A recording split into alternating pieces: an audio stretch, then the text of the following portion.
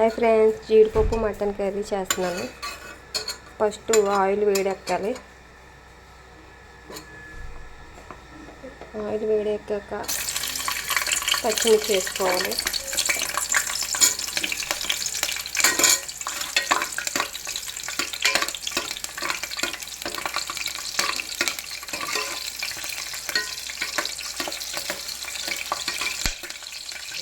పచ్చిమిర్చి బాగా వేగాక జీడిపప్పు వేస్తాను ఫ్రెండ్స్.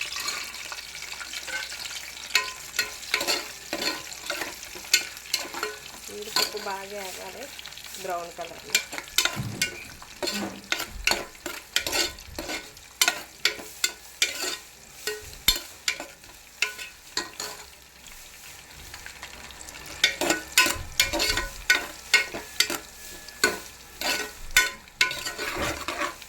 జీడిపప్పు కొంచెం వేగితే సరిపోద్ది ఫ్రెండ్స్. ఉల్లిపాయలతో పాటు మళ్ళీ వేగుతుంది. జీడిపప్పు కొంచెం వేగాక ఆనియన్స్ వేసుకోవాలి ఫ్రెండ్స్.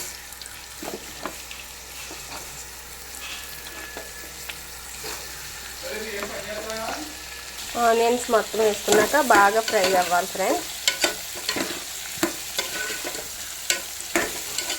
ఒక 10 నిమిషాలు మూత పెడితే బాగా ఫ్రై అవుతాయి. కొంచెం ఉప్పు వేస్తున్నాను ఫ్రెండ్స్, బాగా ఎగుతాయని.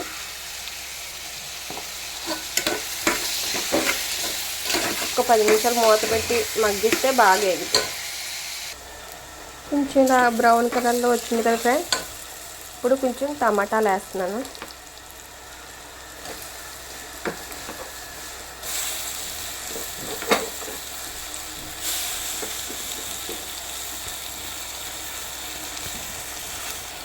టమాటాలు వేసాక కొంచెం పసుపు వేసి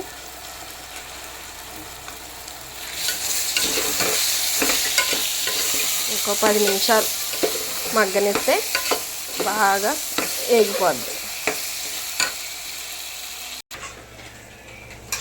బాగా వేగినాయి కదా ఫ్రెండ్స్. ఇప్పుడు మటన్ వేసుకోవాలి.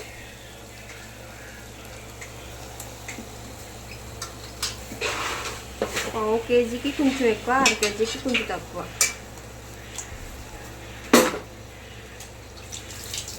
మటన్ వేసాక ఫ్రెండ్స్ అల్లం వెల్లుల్లి పేస్ట్,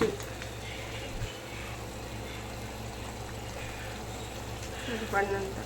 మేము మసాలాలు కొంచెం తక్కువ తింటాం కాబట్టి కొంచెం తక్కువ వేసాను ఫ్రెండ్స్.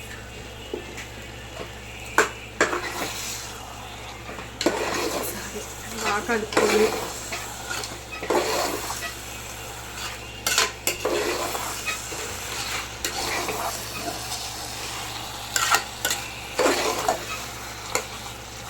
ఇందులో వాటర్ అంతా కొంచెం మగ్గిపోయేదాకా ఒక 10 మినిట్స్ మూత పెట్టారు ఫ్రెండ్స్.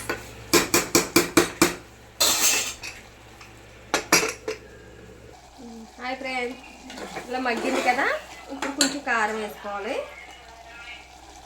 కారం 1.5 వేస్తున్నాను ఫ్రెండ్స్.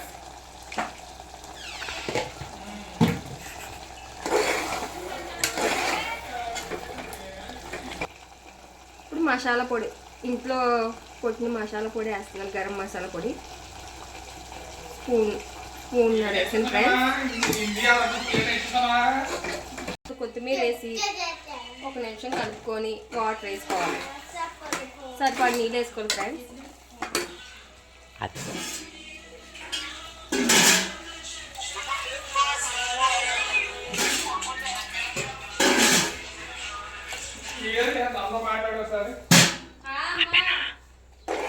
ఇప్పుడు ఒక 5-6 విజిల్లు ఇచ్చుకుంటే మటన్ బాగా కుక్ అవుతుంది.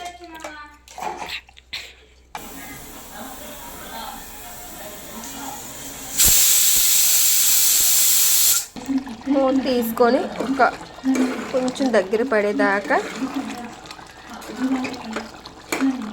కట్టేసుకోవాలి. అయిపోయింది ఫ్రెండ్స్. గుమ్మగుమ్మలాడే జీడిపప్పు మటన్ కర్రీ రెడీ. లాస్ట్లో కొంచెం కొత్తిమీర వేసుకుంటే సూపర్ ఉంటుంది. కానీ మంచి స్మెల్ వస్తుంది ఫ్రెండ్స్. చూస్తుంటేనే తినేవాలనిపిస్తుంది. మీకు ఎలా అనిపిస్తుందో కామెంట్ చేయండి ఫ్రెండ్స్. Okay bye. మీ గోదావరి అమ్మాయి శాంతి.